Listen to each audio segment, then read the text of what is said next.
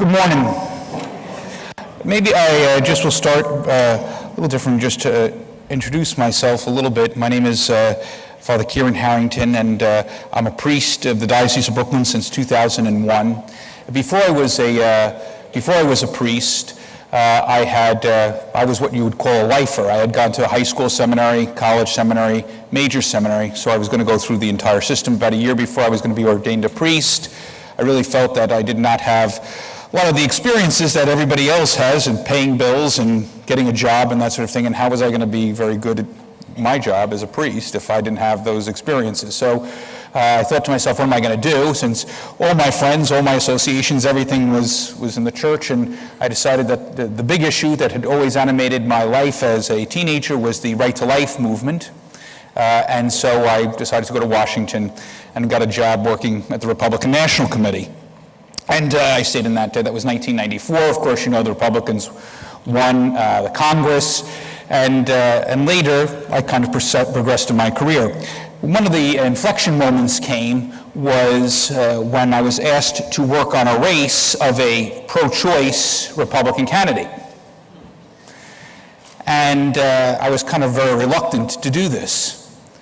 And in thinking about it, I thought, well, first, I knew it would be good for my career.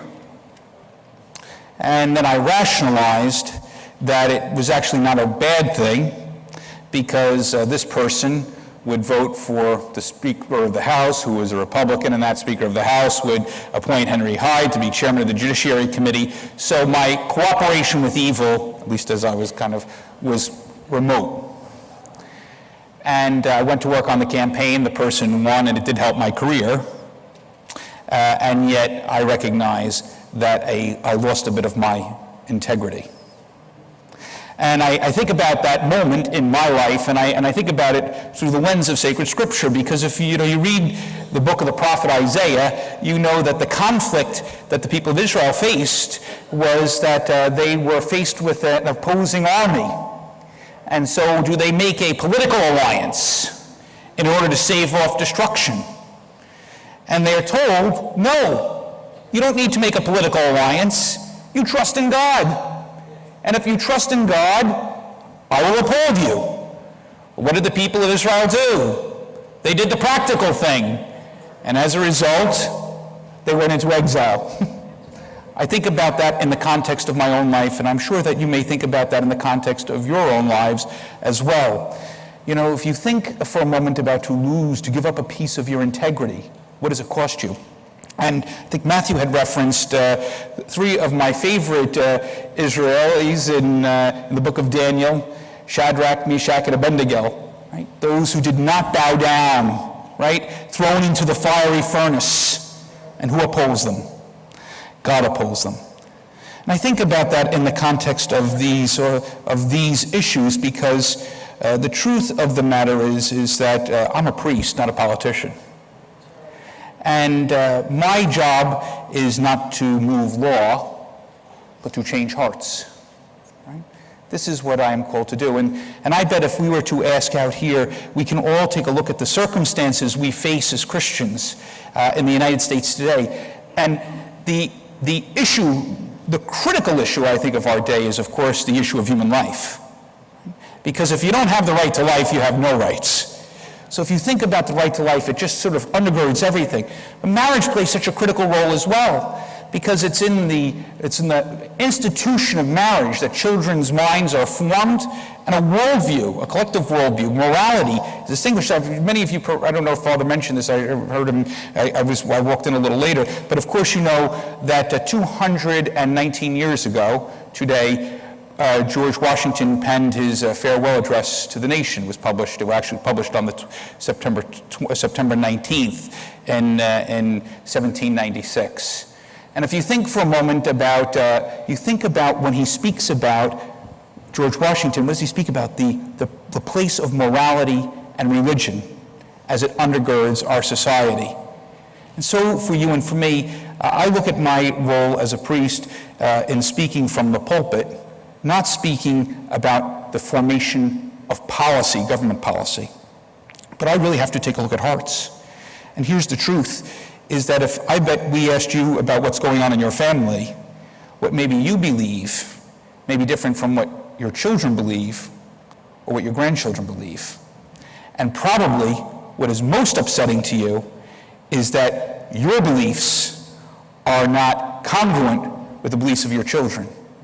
You know that because if any of you are on Facebook and the Supreme Court decides on marriage, and all of a sudden all the pictures on your Facebook page go across like a rainbow flag, you realize there's really a disconnect between me and those people with whom I love. And so I think to myself as a priest is how is it that we can change minds and hearts? Because changing minds and hearts is much more important than changing policy. Because if you change minds and hearts, you will change policy. And the truth of the matter is that right now we are shoveling sand into the wind. You know you feel this way, and I know that I feel this way. I had what was probably one of the most incredible experiences as a priest last year, where a young woman who works for me came into my, she was an intern in high school and had a very, very tough life, horrific life, a life that I probably would not be able to deal with. And she had dropped out of school, and finally we helped her. She got her GED, finally gets accepted to college. The day she gets accepted to college, she finds out she's pregnant. She comes to me and says to me, she wanted to have an abortion. And, she wanted my permission, which I couldn't believe I was even having, that she was in my office asking me for my permission to do this. And so I was faced with a real pastoral question, is what's my response to this? Now, I really could have responded, absolutely not, and if you have one, you're out of here, you're fired, you're gone, and I'm not going to have anything to do with you. But I don't know if that would have been particularly helpful. And so I said to her, listen, you're not alone.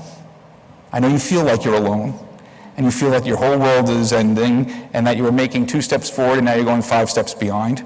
But you're not alone. We're going to be here with you. We'll figure out a way to help you and help you with the baby. And she started to cry, and she said, but I really don't want to have this baby. And I said, listen, I love you. I'm going to be here for you. And whatever you decide, it's your decision. I don't agree with your decisions. I won't approve of your decisions. But that doesn't mean you stop loving somebody. And a funny thing happened in that case is she said to me she was going to keep the baby, and she was just going for a doctor's appointment, and I was driving her to the doctor, and she went into this doctor's appointment, and as I was sitting in the car, I thought to myself, she's going to have an abortion. And she came out about an hour later and told me that's in fact what she was going to do, but she was deciding to keep the child, and now the child's a little over a year old. I think to myself about that case, because that's exactly the cases that each of you are faced with. I look at the faces, most of you are women, and most of you know women who've had an abortion. If they've told you or not told you, you know them. You're in the circumstances where it touches upon your life. And let me tell you something, as somebody who worked in politics and pro-life politics, there were women who worked in pro-life politics who had abortions and never told anybody also. And as a priest, I can tell you that people who come to confession, particularly women who come to confession and confess that they've had abortion, confess abortion over and over and over again. So I think about this question about the importance of this issue. I think about it in light of something that Pope Francis recently did, which many of you know, is that there was a change in terms of lifting of excommunications. Now, excommunication in the Catholic Church is a penalty because abortion is a crime, right? We have sins and we have crimes. Great sins are crimes. Abortion is a crime. This was since the earliest of Christian documents, which many of you may know, the Didache. And so you read the Didache, you know the Didache speaks about abortion, the question of abortion. It speaks about the high. Why does it speak about it? Because abortion was a common occurrence in the Roman Empire. It was something that was pervasive at the time, and the church wanted to highlight and say, this is such a serious offense for Christians. It goes so against what we are. This is no longer simply just a matter of sin, but is actually a crime in the life of the church.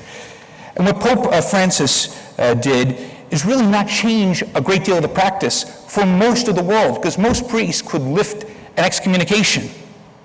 Right? Most priests are given the ability by their bishops to lift an excommunication, lift the penalty that relates to being put outside the church so that they could receive the sacraments. Most priests have that since like the 1980s.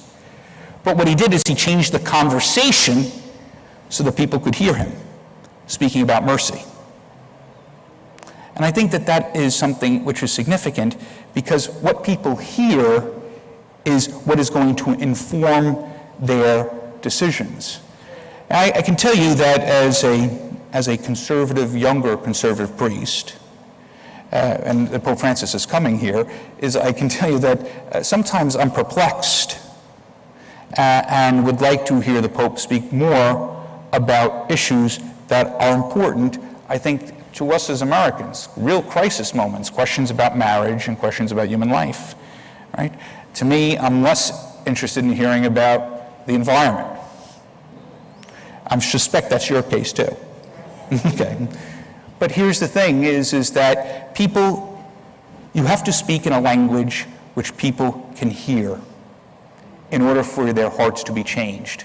In other words, I think that we have gotten to a point in American society where many of the people of the room, and just take a look around and notice the generation, you are doing algebra. The kids, your children and your grandchildren, they can't do addition and subtraction. They haven't been formed to do addition and subtraction, and so to ask them to do algebra, to live the Christian life, is a greater challenge. And so what is it that we as Christians might do? And I think that what we as Christians have to do is the encounter with the person. Because what is it that changes somebody's heart and mind is an encounter with the person. Who's the person? You have to have the encounter with Jesus Christ. And the truth of the matter is not a lot of people have had the encounter with Jesus Christ. And so if we want to change the world, and we want to change the direction in which our country is going, I think that what we have to do is not so much focus on a particular policy, but talk about the relationship with the person and give testimony about your relationship with the person of Jesus Christ, because that's something that somebody can hear, and that's what can change their hearts and minds. And so that's what I think is the place of the pulpit today. Now, the reality is there are real threats to religious freedom. I mean, I sit in the meetings. I sit in the meetings where we kind of recount what are we going to do when this happens, when that happens. So for you and for me, we have to really be concerned about questions of religious freedom. I will tell another story of something which has happened as a priest, and part of my job is to meet with elected officials, government officials, and that sort of thing. And I'm from a very liberal state, as you know, New York, which kind of led the way on the same-sex marriage question. The first state to actually have a legislature which passed same-sex marriage. And I will tell you two parts to this story. One is we had a political strategy which was focused on the Republican Senate, that the Republican Senate would not pass same-sex marriage. And in fact, right before the state legislature passed the bill, that Friday, the week before, we get a call from our Catholic conference and said, Bishop, you know, the same-sex marriage question is dead. I was out to dinner at a restaurant in Brooklyn where the Brooklyn Party boss said to me, you better be careful of this same-sex marriage bill, it's going to pass. I said, I just got a call from the Catholic conference saying it's dead. He said, okay. Monday morning, we were back in game on. And we were lobbying, trying to stop this bill from passing until finally the bill passes. So this assemblyman, lower house, came up to me and he said, you know, Father, you walked past me in the hallway and you did not ask me how I was going to vote on same-sex marriage. And I was agonizing as to how I was going to vote. And I thought, if he's not going to ask me about it, then maybe they don't really care about it. And I was looking at him, stunned, because when I passed him in the hallway, I was focused on talking to some senator about that bill. What that said to me was, sometimes we have to not be concerned about our political strategy. We have to testify to what Christ teaches us, to everyone, to whomever we encounter. And sometimes we allow our strategy to put our trust in someone other than God. Because what we are called to as Christians is to testify to each person whom we encounter. And I think about that because each of us have the opportunity to testify. And the question is how is it that we then testify? You know, the question of religious freedom, I think, is a real question because there are going to be some real significant issues that we will face in terms of will we provide medical coverage for our employees who end up getting same-sex married? Will I be able to terminate employment? Should I terminate an employment? You know, these are the questions that we face. And they are complex questions because how you answer those questions forms a dialogue, a narrative that is the worldview by which everyone seems to be making decisions. And so when you're faced with a teacher who is unmarried and teaching in a Catholic school who ends up getting pregnant, do you terminate her employment? Do you try to give her another job? Of course, you don't want her to scandalize the students who she has before her because she is unmarried and she is now pregnant. But at the same time, she is having a child. And so how do you answer that question? These are difficult questions for us to answer, and it does form a media dialogue because when that teacher walks out and says, I was single and I got pregnant, but I'm having the baby, and they decided to terminate my employment, that has an effect. So questions of morality are quite challenging. To terminate the employment of an employee who is same-sex married, which you know happens, ends up to be a very grand dialogue.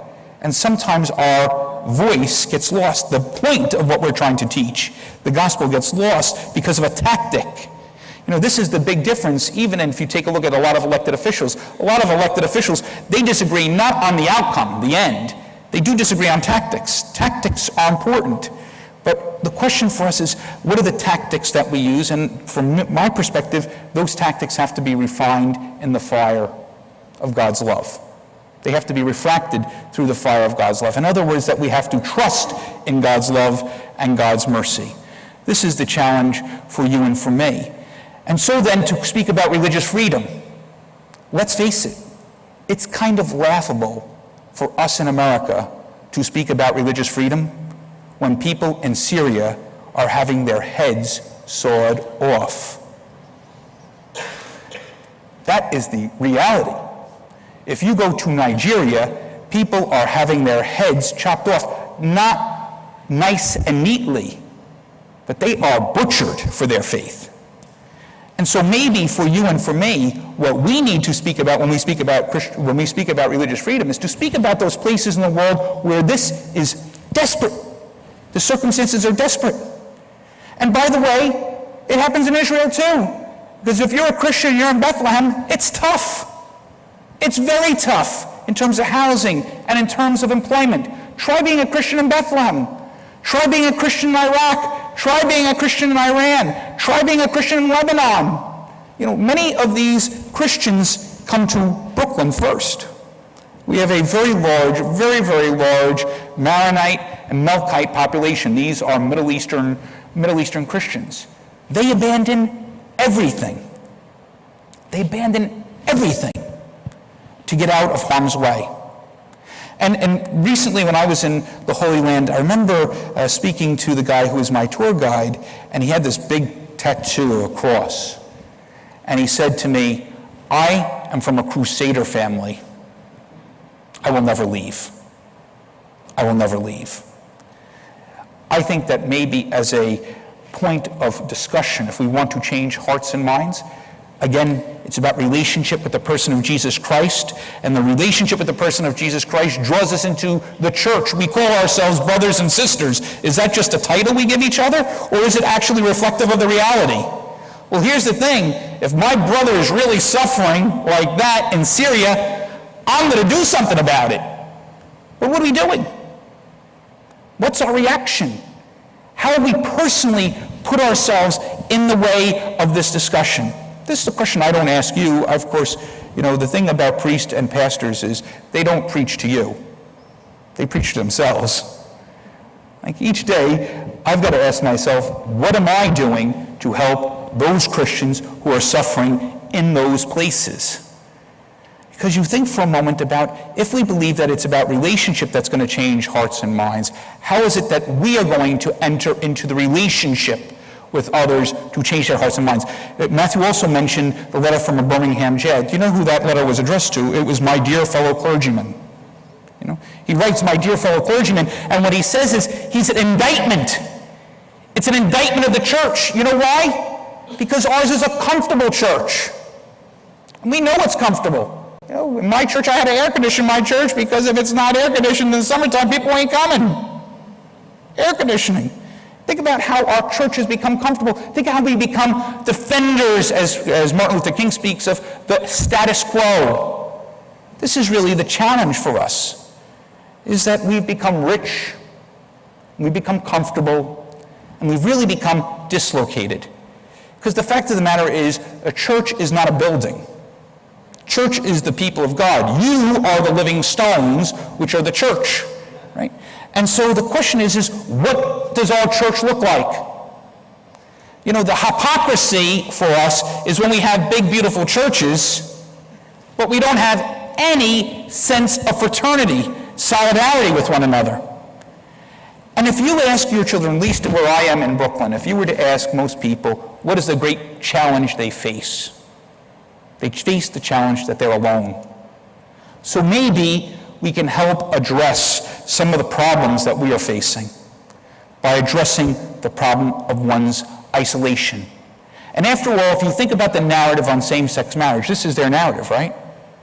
Everyone needs somebody to love. Who am I to get in the way of that? What's our answer to that? What is our answer to the fact that if someone wants to love someone, what difference does it make to us? This is the challenge we have to face, because what it's speaking to is a sense of isolation and aloneness, and what people want is empathy for those circumstances. And so what we need to do as a Christian body is develop a way of speaking which recognizes the deepest longings of the human heart. And while people may be in grave sin, they are not evil. The first part is looking at people and seeing that they're good. And when recognizing that people are good, it's recognizing the great depth. One of the conflicts, at least one of the things that I think makes me a Christian, I don't want to wade into too many theological questions, but I think about this question is am I a dung on which snow is covered over? Or am I good because I am God's creation? And fundamentally, I believe that God makes us good. We are good. And so therefore, the challenge for us as Christians is to allow ourselves to enter into the relationship with Christ to make us not simply good, but to be that we become like God, because we become his adopted sons and daughters. And what is the inheritance of Christ becomes your inheritance and my inheritance as well. That's really the challenge. For us, the question is that today, if you think about Psalm 116, their God has eyes but cannot see, ears but cannot hear, nostrils but cannot breathe. This is the reality of the world today. This is the reality of your children and your family members, which is so upsetting for you, because you know how their lives have been plagued by divorce. You know how their lives have been plagued by substance or drug abuse. You know how their lives have been conflicted because of sin. Right? This is because in America today, we have made other idols. And the byproduct of that is, of course, all this aberrant lifestyle. You know, I think for a moment about, as a child growing up, I'm 44, I think about growing up as a child, I thought about godless atheism. I remember thinking about the Soviet Union, and what was the thing that motivated us about the Soviet Union was that the people behind the Iron Curtain couldn't pray. Remember that? It wasn't simply about the economic system. We weren't really concerned about their economics. We were concerned that these people are oppressed, and we saw ourselves as fighting that oppression. And so the Iron Curtain falls. And so what happens now? We're oppressed, and we don't even know it. And how is it that we don't know it? Because we're oppressed by our own desires. We've indulged every sort of libertine behavior and said that that's good. And you know what we find? We find more people using drugs to feel better and seeking out all sorts of aberrant relationships as a way of escape. And so the question for us is, how can we address these issues as a Christian body? That, I think, is the challenge for you and for me. You know, as a church, the pulpit is not to address a particular policy. I will tell you, I've thought before, when I was an operative, I would always try to court churches and get them to endorse the candidate, right? That was something, and many Catholics will say, I don't know why, and all these other churches, the pastor can get up and say, vote for so-and-so, or synagogues, or wherever else, they get up, and some people get up and preach from the pulpit. But in our churches, they don't happen. That doesn't happen. Well, you know, my view is I'm glad it doesn't. Because the pulpit is for the Word of God. It is a sacred place. And I don't want it defiled or demeaned by politics. I don't want it defiled or demeaned by politics. At the same time, it's got to be a place where the prophetic voice is spoken. Because if only it is to make people feel good when they walk out, a couple of jokes and wasn't that nice, then I'm not doing my job. And not only am I not doing my job, but I'm going to be held accountable. And that's the challenge for priests as well, for priests and pastors. That we stand before God and say, how well did you preach? And preaching is not simply by the words one speaks, but it's the way they live their lives. You know, the phenomenon for us, with the Pope coming, as you know, he's going to Cuba, and then after Cuba he's going to Washington, D.C., New York, and Philadelphia. And the interesting thing is to look at the excitement around the Pope's visit, at least in New York, I find, listening to people. What is it when you look at the Pope, who, for me, this is a challenge. Believe me, I was a Benedict, I came of age under Pope Benedict and John Paul. And this is a significant shift for me. And as I said, I have been disappointed not to hear about issues that matter a great deal to me. But I think that the authenticity of the Pope is what enabling people to hear the words of Christ. And so in hearing the words of Christ, perhaps hearts and minds will change. And so today, as we come together, perhaps we may think about our own lives and think about how is it that we give testimony? How is it that we give testimony in our own families? How is it that we give testimony to Christ in the places of work? And to be very diligent about that. You know, we must be discerning of that. One of my favorite plays is Murder in the Cathedral. And of course, you know, the story of Murder in the Cathedral is the murder of Thomas Becket. And Thomas Becket asks this question as the king's guards are about to come in to kill him. Am I doing the right thing, but for the wrong reason? The purifying of intentions becomes important for you and for me. And so I would propose to you that we are here in a church, and the way in which we are going to address the question of the dignity of the human person, the dignity of marriage, is not by political tactics, but it will be by something far stronger, by prayer and fasting, because Jesus says that is what is necessary to cast that one out. This is the challenge for you and for me, is to see how is it as a church that we can be united together as brothers and sisters in solidarity with one another, and to welcome those who feel least in our midst into our company. Because at the end of the day, Jesus Christ does not love you or me because of how good we are, in the same way that you do not love your children because of how good they are. The vine dresser is never closer to the vine than when he is pruning. And we are being pruned. The church is being pruned. The church is really being pruned in those places of the world where blood is being spilled. And we must be in solidarity with them. But when we see moments of embarrassment, where the administration embarrasses us or belittles us or demeans us, or we experience these little embarrassments in the press. We praise God for that. Because this is a sign that we have been proved and chosen by Christ. We can suffer with him in a little way. We can make up a little bit what is lacking in the sufferings of Christ. So today, brothers and sisters, let us think about the meaning of our gathering today. Are we coming together as a political party? If we do, we should go across the street. But if we're coming here to the pulpit, then what we want to do is recognize that the Word of God has put our hearts and lives on fire, and we seek to enter into relationship with others. Because as they see in our lives the life of Christ, so too they can allow the life of Christ to come alive in their own minds and hearts. And so if, I don't know if you want me to answer any questions or if there's time for that, or...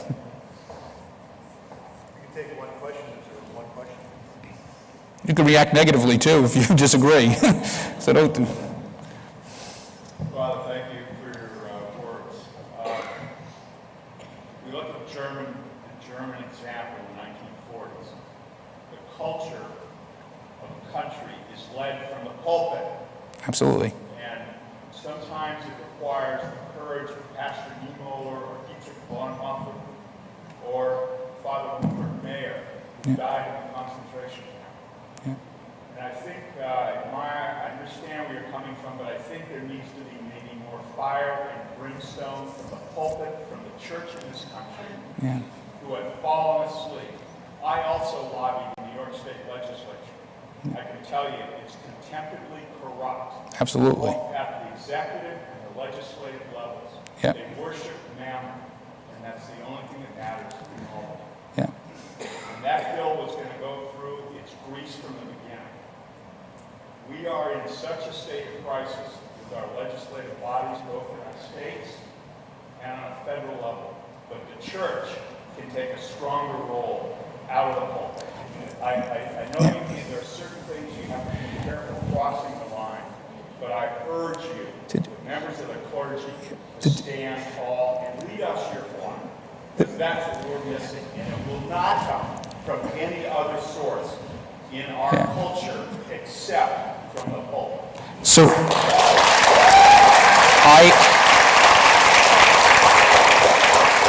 I hear you on that. I really do, and I hear your frustration on that, and believe me, I know what you're saying. The question is, I think for me, is that, is it true that somebody comes to church and does not know where the church, the Catholic Church, or even evangelical churches would stand on questions of life or marriage? It seems to me that when you come to church, the people who are coming to church, they know, and you need to be confirmed in this. No, wait, let me just finish, let me finish. The thing is that the thing that it's pretty hard when you take a look at any polling that is done and about where the church stands on questions of marriage and abortion. Certainly this is the reason why we're vilified, right?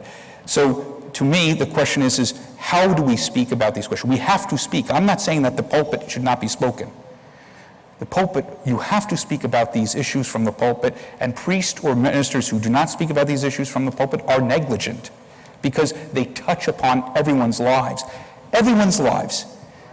So how is it that you can speak about it from the pulpit, not as someone who is looking to condemn, but to offer God's mercy and love? How is it that you can help someone figure out the problems that they're facing?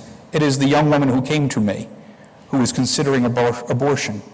She needed to hear me say no. Right? The people in front of me at Mass need me to say that is not acceptable. They need to hear that from the pulpit. But they also have to be able to hear that they are not cast out. And that's the challenge of straddling. And so the fact of the matter is most priests, most pastors are average, and average isn't very good. And this is the challenge that the church faces. This is the challenge that Martin Luther King was addressing in his letter from a Birmingham jail. It's not going to come from the priests. It's not going to come from the pastors. It's going to come from you. It's going to come from people like this.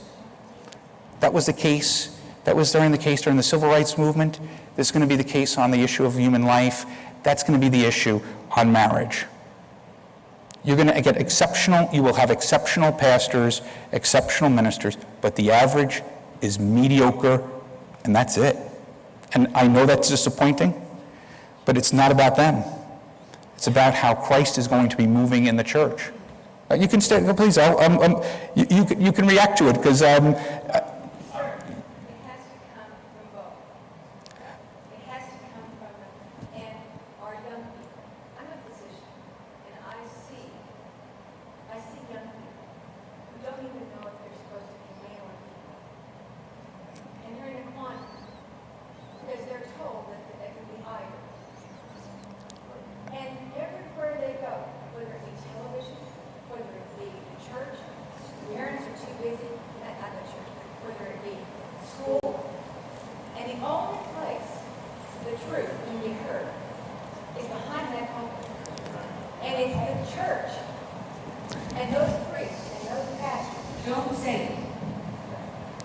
sir, it is not heard. And we have to, as a people, encourage our priests and pastors and say, we will come alongside of you and we will support you. But, sir, it has to be both. Yeah, I did not say that you should not speak from the pulpit. But what I'm simply saying is that how you speak from the pulpit is different. Because when I speak from the pulpit about the questions of human life, I have to recognize that what I am saying and what someone hearing are two different things. So what you say and what someone hears are two different things. And so in the environment where you're speaking to many, many people, the ability to be nuanced is a little different. So it has to be spoken about from the pulpit. It has to be spoken about from the pulpit. But the question is how are you going to address the real problems that people face in a way that enables them to enter into a deeper relationship with Christ? What's the purpose of speaking from the pulpit? The purpose of speaking from the pulpit is to break open the Word of God. That's why the priest speaks from the pulpit. I break open the Word of God so that you might enter a deeper relationship with Christ. I am not your elected official. I'm simply explaining what the Scriptures demand of you and me, what Christ has done for you, and what is incumbent upon you as you enter into a relationship with Christ. This is the challenge that we face. And so you all need to be encouraged. There is no question, and what I hear when you are angry about not being, is that you don't feel encouragement from the pulpit. I hear that you don't get encouragement from the pulpit. What I'm suggesting to you is that don't just look for it from the pulpit. Because if you are looking for it from the pulpit alone, you are not going to be satisfied. And ultimately, the truth of the matter is have you entered into a deeper relationship with Christ because of a priest or a pastor? Most people, let me finish. Most people enter into a deeper relationship with Christ because of the person whom they are working with and living with and on the street with every day. The pastor can help facilitate that. The pastor helps facilitate that. I'm not discounting the role of the pastor in this. But the encounter for change, for metanoia, is not with the pastor. It's usually in your homes, in your places of work, and your associations with other people.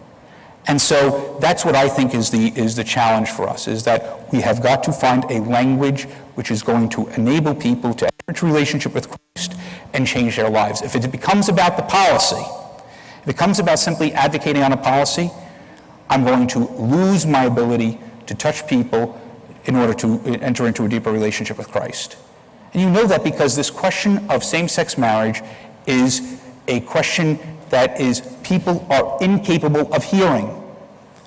They're incapable of hearing. Listen, I can see right now that there are people who've turned me off. Right? I said something you don't want to hear, and so immediately, boom, you are not listening to me. Now, think about if you're a person who's in same-sex marriage, or someone who's gay, or as soon as they hear, boom, the wall comes down, and they are not hearing anything. And so the question is how do we engage them? I'm not saying you don't engage them. You have to engage them. It's my responsibility. In fact, I look at my flock and say that if I'm not addressing those questions, I stand before God, his judgment, and take responsibility for that. That is the priest, that's the pastor's responsibility. But the question is how am I going to do it? In a way that is going to be able to engage them so that when I speak to them, the wall doesn't just come down and they can't hear anything and they walk away dispirited and despairing. So it's not a question of what the outcome is. It's a question about what the tactics are that's a little different.